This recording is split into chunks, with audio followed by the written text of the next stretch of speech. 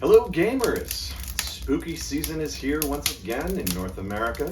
So here in the lodge, I'm Steve Bassett, the board game guy, and here are my top 10 games with a horror, spooky, or creepy theme. Number 10. This is probably the least creepy on the list. Poison. In this card game from Reiner Knizia, you are spooky wizards making spooky potions and trying to avoid drinking the spooky poison. This game has been rethemed a number of times, once as Friday the 13th, full of unlucky things like black cats, ladders to walk under, broken mirrors, and so on, and also themed once as a donut game called Baker's Dozen. Game number 9, Kill Dr. Lucky. Big spooky mansion? Check. Multiple murder weapons? Check. An old man who just won't die? Checkity check, check, check. Kill Dr. Lucky is best described as reverse Clue.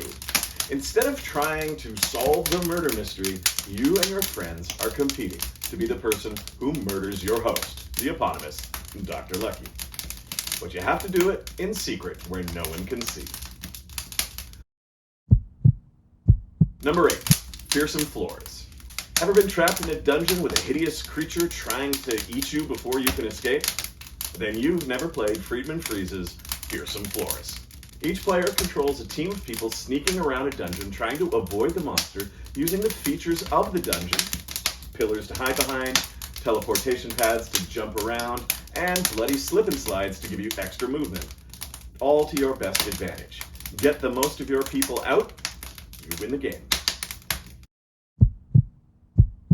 Number 7, Horrified. This is a cooperative game from Ravensburger that pits the players against various classic movie monsters such as Dracula, the Mummy, and the creature from the Black Lagoon. In the 5 years since I did a playthrough video of Horrified, they've come out with several sequels, so you can now pit your wits against creatures like cryptids from North America and mythological creatures from Greek legend. Game number 6. Betrayal at House on the Hill. This is in its 3rd edition now, and they just keep improving it. It's a haunted house exploration game with 50 different possible scenarios to play out in the base box. The expansions add even more. The cool thing about it is the game starts out cooperatively, but partway through, one player becomes the traitor and is now working against the rest of the group. Is it a balanced game that rewards strategic thinking? No.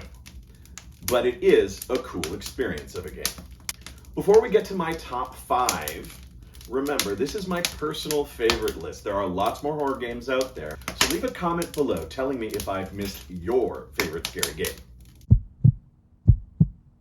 Number 5, Last Night on Earth from Flying Frog Games.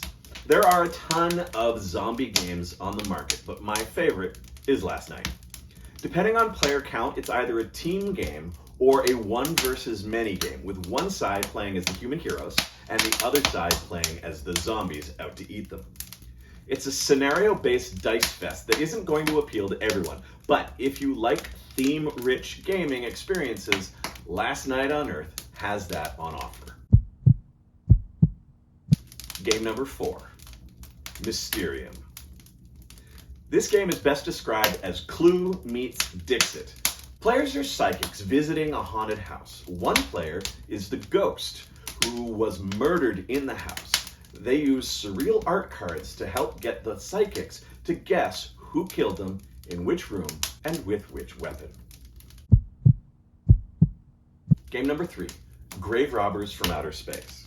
I first designed the B-Movie card game series back in 1999, and while the original and all its sequels are out of print right now, the Academy of Resurrected Games and Holdings has brought Grave Robbers from Outer Space back as an open-source living card game. Players are directors trying to make a B-grade horror film and sabotaging their opponent's films simultaneously. Monsters, weapons, stock locations, and trope-heavy characters abound. Check it out at graverobbersgames.com.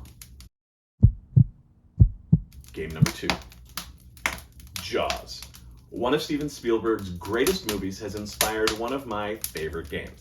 In Jaws, one player is the shark swimming around Amity Island, trying to eat as many bathers as possible, while the other players are Brody, Hooper, and Quint trying to track down and eventually kill the shark. The game is played in 2 halves, with your performance in the first half granting bonuses for the second half. The more people the shark eats in Act 1, the more powers it has to use against the hunters in Act 2. Meanwhile, the faster the hunters track the shark in Act 1, the more equipment and weapons they have to bring to bear in their hunt against the shark. And finally, game number 1, my all-time favorite scary game, Fury of Dracula. Now in its 4th edition, I have played every version of this game since it came out in the 80s. It's another 1 versus many game with up to 4 hunters trying to track Dracula and his minions across Europe. The hunters are trying to find and kill the king of the vampires, while Dracula is trying to populate the map with enough vampires to start his empire of darkness. Thanks for dropping by the lodge and spending a little time with me. If you enjoyed this video, why not press the subscribe button or tap the like button? Maybe even share it with a friend who you think might enjoy this. I'm Steve Tassi, the board game guy, wishing you a happy Halloween and haunted gaming.